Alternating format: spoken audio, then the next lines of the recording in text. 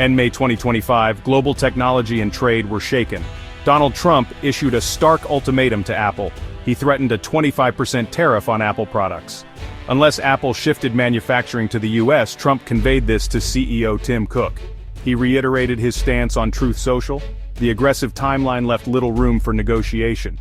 This move aimed to reshore American jobs. In the immediate aftermath of Trump's pronouncements, Apple maintained a conspicuous silence. The company, typically very measured in its public responses to political pressures, chose not to issue a direct comment on the May 2025 tariff threat. While the threat loomed large, Apple's existing plans for global manufacturing diversification continued to move forward. Reports surfaced almost concurrently with Trump's threats that Apple was finalizing ambitious plans for a significant investment in India. The company was reportedly on the verge of establishing a $1.5 billion iPhone component production center in the country. This move underscored Apple's ongoing efforts to diversify its supply chain beyond China.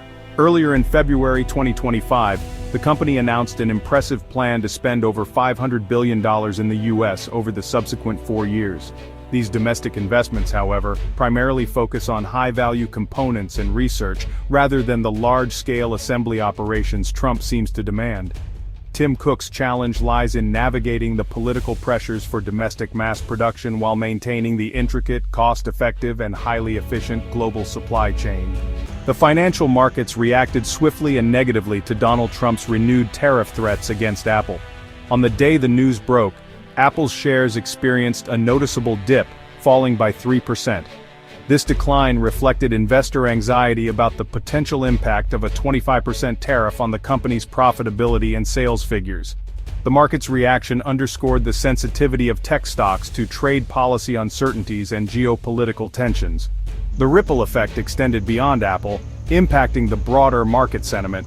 The S&P 500, a key benchmark for the US stock market, ended the trading day down by 0.67%. This indicated that investors were worried about the wider implications of such protectionist measures. Trump's tariff pronouncements added another layer of concern for investors already scrutinizing Apple's future growth trajectory. The immediate drop in Apple's share price, and the broader market downturn, highlight the economic stakes involved in these high-level political declarations. The central demand of Trump's ultimatum, that Apple manufacture iPhones in the United States, raises significant questions about feasibility and cost. Analysts who closely follow Apple and its intricate supply chain have weighed in, and their assessments paint a challenging picture. The consensus is that producing iPhones domestically would lead to a dramatic increase in their retail price. Estimates vary, but some analysts project that a US-made iPhone could cost consumers anywhere between $1,500 to an astonishing $3,500. Dan Ives, a prominent analyst from Wedbush Securities, has been particularly outspoken on this issue. He specifically estimated that the cost of an iPhone could soar to $3,500 if it were entirely manufactured in the United States. The current iPhone production model relies on a vast, highly specialized, and cost-effective global network of suppliers.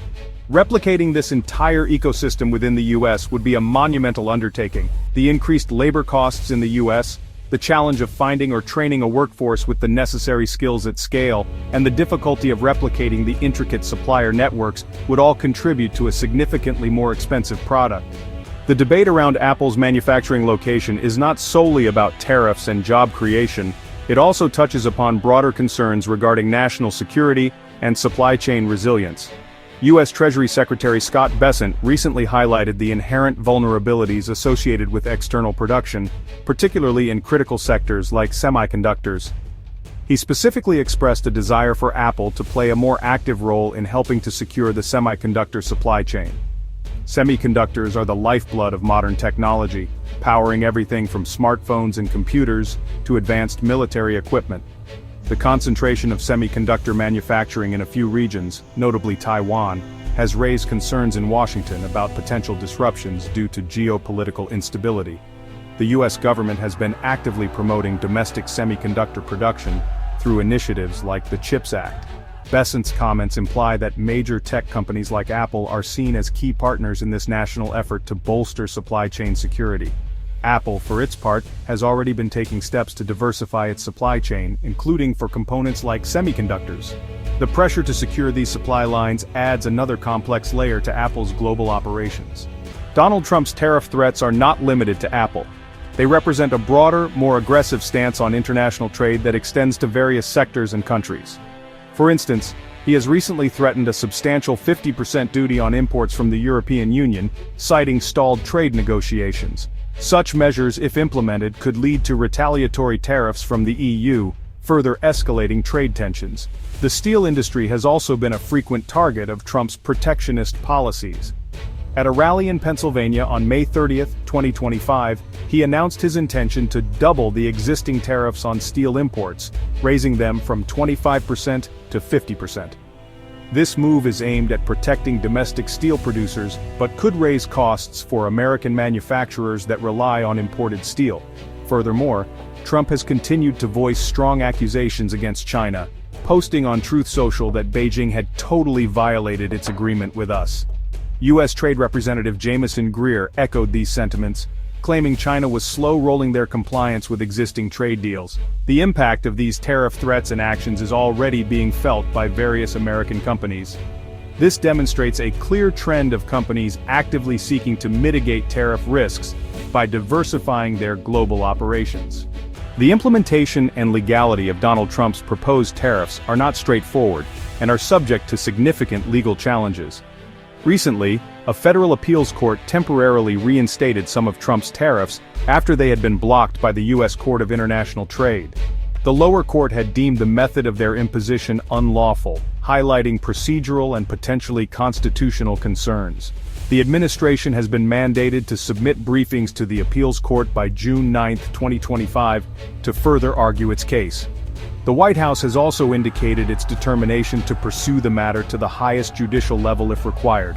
This ongoing legal wrangling adds another layer of complexity to the already fraught trade landscape.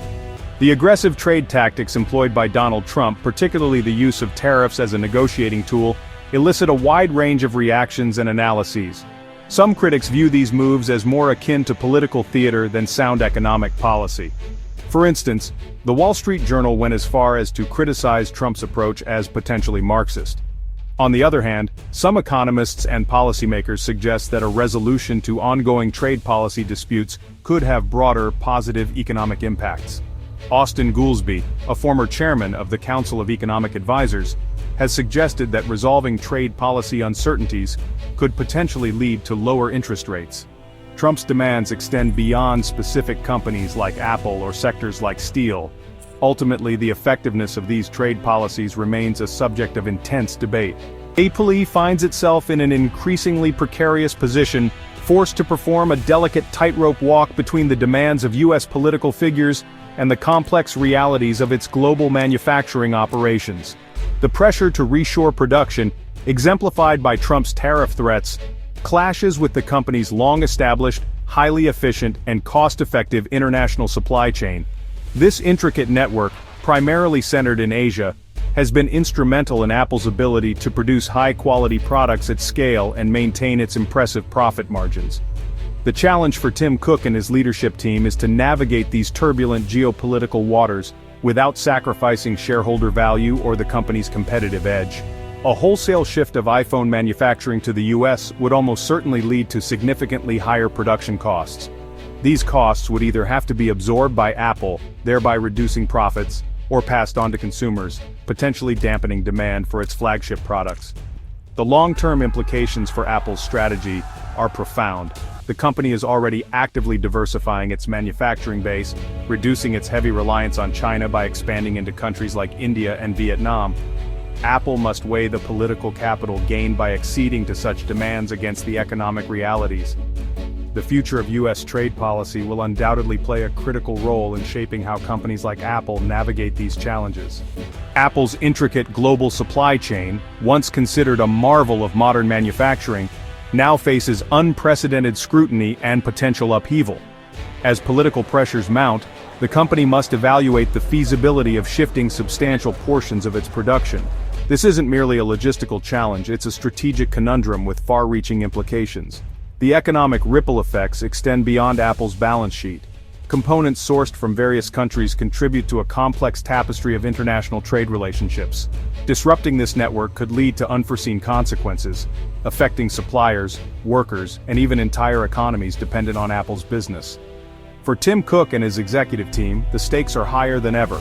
The decisions made today will not only shape the future of Apple, but also set a precedent for other multinational corporations navigating similar geopolitical landscapes. Balancing national interests with global operational efficiency remains a formidable challenge, one that will test the resilience and ingenuity of Apple's leadership. In this high-stakes game of geopolitical chess, the next move could very well determine the future of global manufacturing as we know it. As the dust settles on Apple's geopolitical maneuvers, one critical voice often overlooked is that of the consumer. How will these shifts impact the everyday user of Apple's products? Higher tariffs and disrupted supply chains could lead to increased prices, making iPhones, MacBooks, and other beloved gadgets less accessible to the average buyer. For many, Apple products are not just tools but integral parts of their lives, used for work, communication, and entertainment. The potential increase in costs may force consumers to rethink their brand loyalty or look for more affordable alternatives. Moreover, there's the question of quality. Will relocating production compromise the craftsmanship and reliability that Apple is renowned for? Consumers have come to expect a certain standard, and any deviation could erode trust and satisfaction. In this intricate web of economic strategies and political pressures, the end user stands at the receiving end.